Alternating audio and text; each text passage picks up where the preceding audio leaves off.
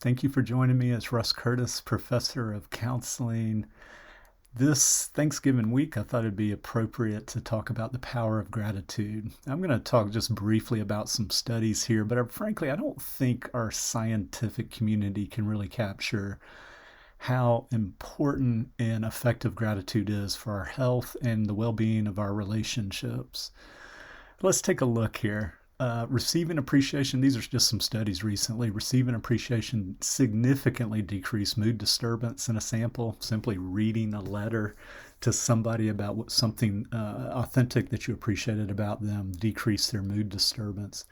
It protects against stress. This was a study with single mothers during COVID, so a very high stress population, and it definitely protected the higher level of gratitude, the less they were bothered by stress and anxiety.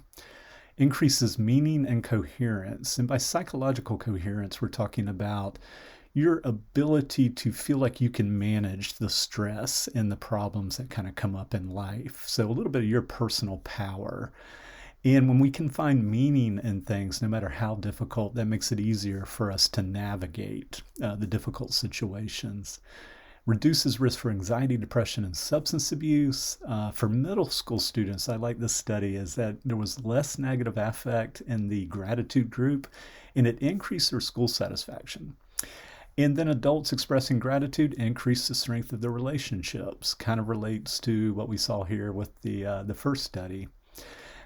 So ultimately, however, what they do talk about is that some of these studies were looking at kind of trait gratitude, that kind of what you're born with. And the positive psychology literature, they do acknowledge that, very similar to IQ, you're probably born with certain levels of gratitude and so forth. So what they are looking at, and they're still not 100% sure how to do this, is how do we increase our gratitude? So no matter what level we may have been, our innate level, what is it we can do to increase gratitude? Is it writing down the three things we're most grateful for every night, writing a gratitude letter, just journaling about things that we were grateful for, even the small things in the day? I do personally find that helpful.